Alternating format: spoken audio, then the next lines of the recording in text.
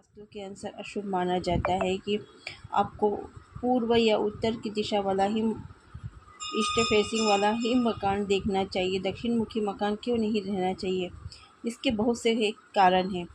आज वही मेरी जानकारी है। वास्तुशास्त्र में अगर हम दक्षिण दिशा के मकान की कुछ परिस्थितियों को छोड़कर अशुभ और नकारात्मक माना जाता है। इसी के बारे में जानकारी अगर आपको अच्छी लगती है तो लाइक कमेंट ज़रूर करना। हालांकि बहुत से लोग कहते हैं कि हम तो दक्षिण मकान में रहते हैं, लेकिन हमें कुछ नहीं होता।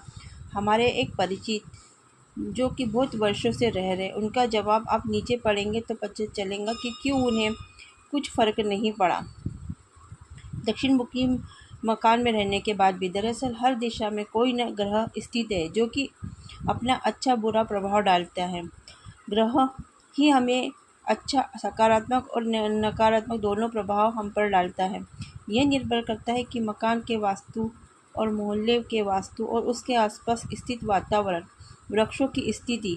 प्रत्येक ग्रह का अपना एक वृक्ष होता है, जैसे चंद्र और शनि से नहीं बनती। और यदि आपने घर के सामने चंद्र और शनि से संबंधित वृक्ष या पौधे लगा दिए हैं तो कुंडली में चंद्र शनि की युति के समान होते हैं, जो कि विषयोग कहा गया है।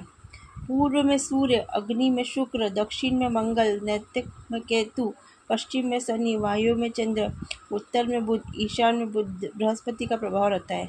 दक्षिण मुखी मकान में क्यों नहीं रहना चाहिए? वास्तुशास्त्र में दक्षिण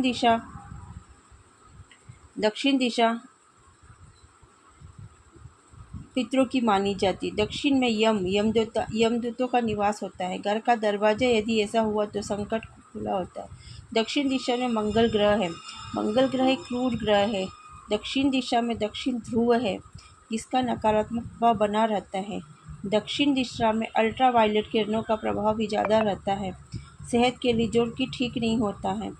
इसीलिए अगर हम वास्तु और साइंस की दृष्टि से देखें तो दक्षिण दिशा में सूर्य सबसे ज़्यादा देर तक रहता है, जिसके कारण मकान का मुख्य द्वार तपता रहता है, जिसके चलते घर में ऑक्सीजन की कमी हो जाती है।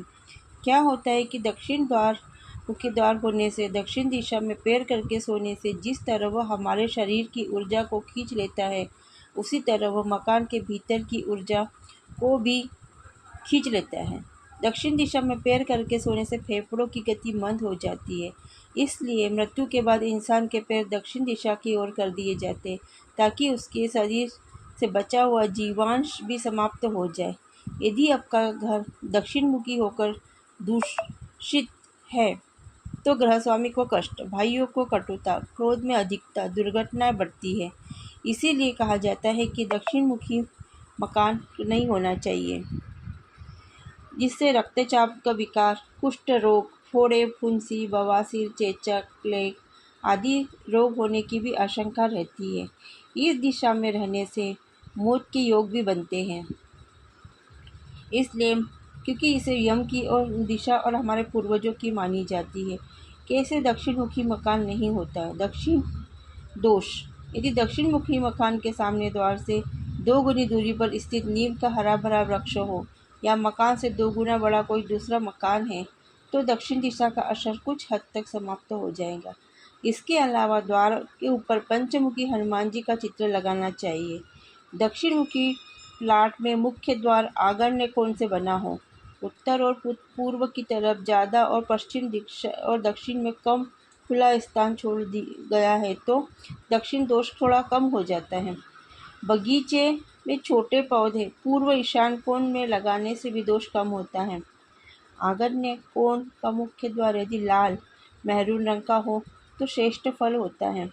इसके अलावा हरा भूरा रंग भी चुना जा सकता है। किसी भी स्थिति में मुख्य द्वार को नीला या काला का रंग कभी न करें। दक्षिण मुखी भूखंड का द्वार दक्षिण पूरब में कतई नहीं बनाना चाहिए। पश्चिम या अन्य किसी दिशा में मुख्य द्वार लाभकारी होता है।